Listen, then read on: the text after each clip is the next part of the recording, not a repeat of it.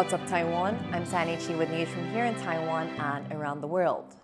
U.S. President Donald Trump has rolled out his reciprocal tariff plan, a move that could trigger a global trade war, even with U.S. allies and partners. And Taiwan's President Taichung has responded to Trump's accusations about the country stealing its chips. Joyce Zheng has more. U.S. President Donald Trump is doubling down on his pledge to resolve what he calls unfair trade practices with foreign countries, announcing a closely watched plan for reciprocal tariffs, a price match on what other countries are charging American goods. It's a move that could add to inflation and hurt U.S. customers, while also sparking a multi-front trade war with allies and partners, including Taiwan. Trump has been eyeing Taiwan's unmatched dominance in computer chips, led by TSMC. He's repeatedly accused Taiwan of stealing the critical tech from the U.S. and could slap separate tariffs on imported chips. Taiwan took our chip business away. We had Intel, we had these great companies that did so well, and it was taken from us, and we want that business back. We want it back in the United States. And if they don't bring it back, we're not going to be very happy. Taiwan's President Ching has convened senior officials to discuss Trump's latest comments, but has maintained that as the world's most powerful semiconductor country, Taiwan has the ability and willingness to communicate with its partners. 面对川普总统对于我国半导体产业的关切，政府会审慎应对，强化台美沟通。 增进彼此更多的理解，政府也将强化台湾企业增加对美投资的辅导与鼓励。 Despite not having diplomatic ties, the U.S. is Taiwan's main arms supplier, a critical relationship for Taiwan's national security against the Chinese threat of invasion. Taipei has already sent officials to Washington, including Deputy Economy Minister Cynthia Jiang, to, quote, clarify that Taiwan did not steal American chip business, which may not be enough for Trump. I suspect that that's all theater. I suspect that's all theater and not real. Because there are only two people that are running the show right now. It's really the president and Peter Navarro. And I'm really, really skeptical that the two deputy ministers are going to be able to talk to either of them. I have this nagging, uneasy feeling that Taiwan is not taking this seriously. And they're thinking about it as really public relations and not like a real threat. Something Taiwan could do is address its trade surplus with the U.S., which jumped over 80% last year, selling more goods to the U.S. than it bought by almost $65 billion. It's a gap that's also landed Taiwan on Trump's radar as he looks to rebalance U.S. trade. One way Taipei can do this is by letting the value of its currency appreciate, making it cheaper for Taiwan to import more from the rest of the world. It also makes its exports more expensive, which eventually brings trade back into balance. But that goes against decades of central bank policy to keep the exchange rate low. That the central bank is generating money by having a low exchange rate. Central bank is very closed, and economists in Taiwan, we have talked about this for a long time. It's actually protected. It's protected by the government. It has to be like from legislative yuan's point of view that there should be a new law to grant more independence. In the face of Trump's aggressive economic policy to settle its trade gaps with other countries, Taiwan may have to look inward and change some of its ways to maintain its critical relationship with the U.S. Ryan Wu and Joyce Zhen for TaiwanPlus. President Ching has vowed to put out a special budget to increase Taiwan's defense spending to over 3% of total GDP.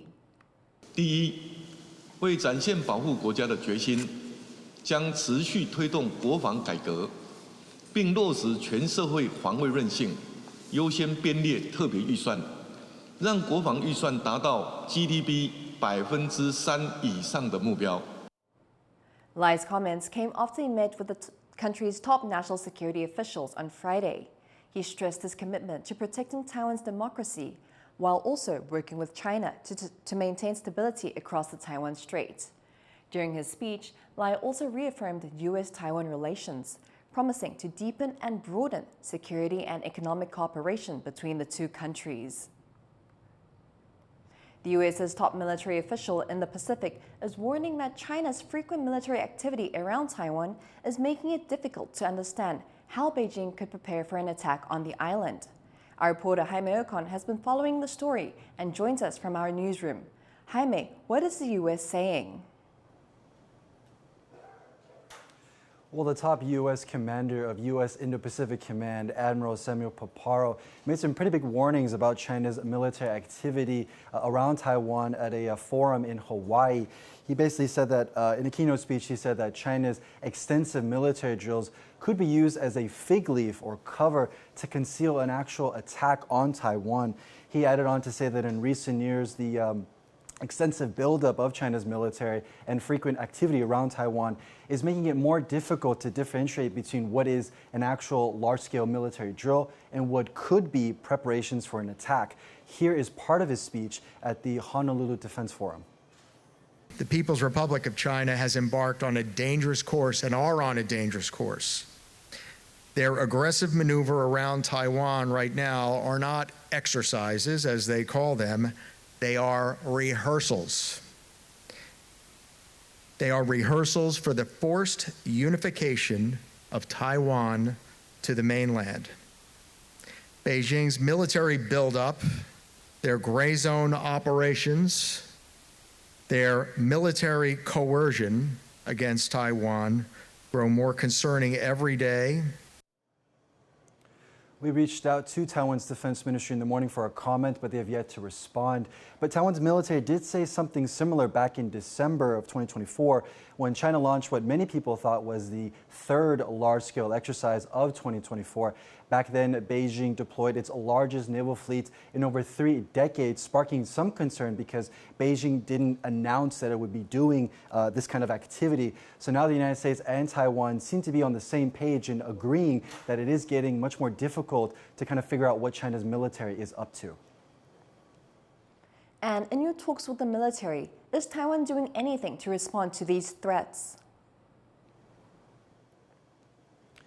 Yeah, well, right now, Taiwan's defense ministry is actually going in the process of making some pretty radical changes to its largest annual drill known as the Hangguang exercises. So for 5 days, Taiwan simulates how it would respond to an all-out attack from China. So the entire country and the military mobilize and they test various parts of Taiwan's overall strategy.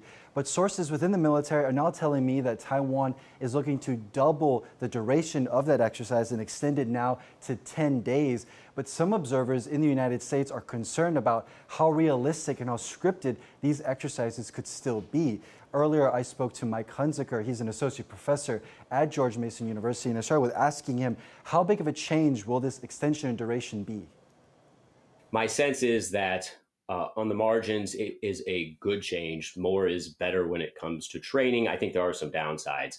But to take a quick step back, one of my biggest concerns is, simply put, the new administration in Washington is calling for a radical increase in investment in Taiwan's defense. In essence, saying we want you to double the amount of money you're spending on defense. And Taiwan's MND is saying, hold that thought. Maybe we'll double the number of training days for one exercise. And that's going to be a real problem in the signal that it sends about Taiwan and the MND's seriousness. But to the practical question of whether this is good or bad, the fact is more training is probably better. But if some fundamental changes haven't been made in command and control practices, in organizational culture, and in small unit training, then really what you're doing is doubling the amount of time that you're rehearsing bad habits and reinforcing those bad habits. And so in that respect, more actually might be a bit of a detriment. Other than extending the duration of the exercises, what else would you want to see from these drills?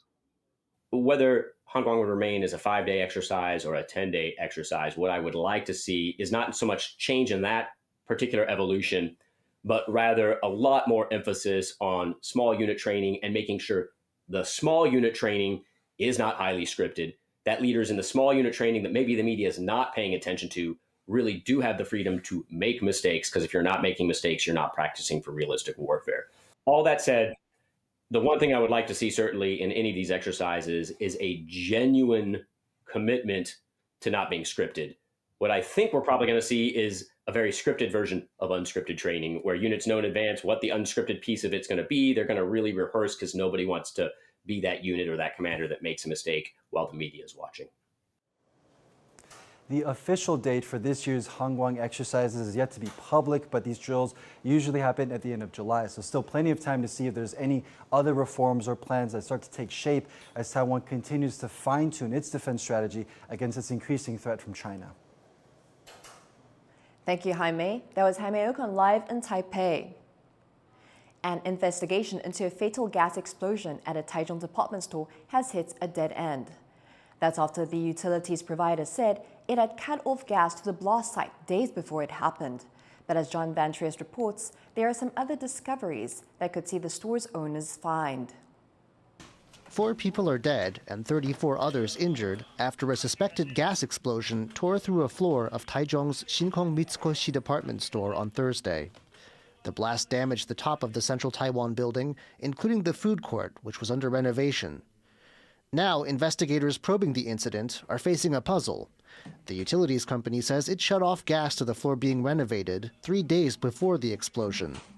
It also says technicians haven't found signs of a leak or burning, seemingly ruling out natural gas as the cause. Outside observers say understanding how the blast happened requires finding a full scheme of the building's gas lines. 餐厅或是这种所谓的公共设施里面，大部分的瓦斯管线基本上都是设置明管。如果说真的是因为人为方面去把它切割而造成渗漏的时候，你就要去了解说，到底这个管线的这个调查是不是没有做明管，而且是被隐蔽变成是隐蔽管。 As investigators search the wreckage for evidence, the city says it's monitoring progress. 有没有施工，或者是起火点，它的原因、爆炸的原因是什么？那么都是有待呢我们单位呢，包括市府以及呢检调单位要进行进一步的调查之后，会给大家做正式的报告。 But what is now clear is that the department store didn't have permission to remodel at the time of the explosion, a revelation that could have legal consequences.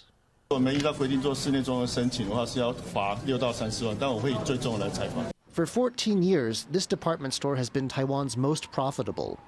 And even the highest possible fine for illegal construction won't come close to the estimated $2 million it will lose a day while closed. But with so many deaths and injuries, that may not be the end of the complex's legal problems, as the mystery of what went wrong is unraveled. Chris Ma and John Van Triest for TaiwanPlus. 7 Taiwan nationals are among 260 people freed from suspected online scam operations in Myanmar. 就是一直想要回家，就是在今天过河前，我都觉得很不可思议，终于是可以回家了。 Officials say the victims were held in a known hub for telecom fraud near the Thai-Myanmar border. They were rescued by a Myanmar rebel group almost a week after Thailand cut power and fuel supplies to areas with online scam and human trafficking operations. The rescued people are undergoing health screenings in Thailand before being sent back to their home countries. Car makers Honda and Nissan have scrapped plans to merge, leaving both open to new partnerships. The 2 Japanese companies were in talks to merge into a $60 billion automotive giant. However, talks collapsed after Honda proposed making Nissan a subsidiary. Nissan says it is now open to other partnerships. The chair of Taiwan electronics giant Foxconn has expressed interest in collaborating with Japanese car makers on EVs. But Nissan's CEO says there have been no management-level talks so far. Thank you for watching What's Up Taiwan. You can visit the TaiwanPlus website or follow our social media for more stories from Taiwan and around the world. Finally, check out this giant schnauzer. It just won Best in Show at the Westminster Kennel Club Dog Show in New York. I'm Sani Shi. Take care and see you next time.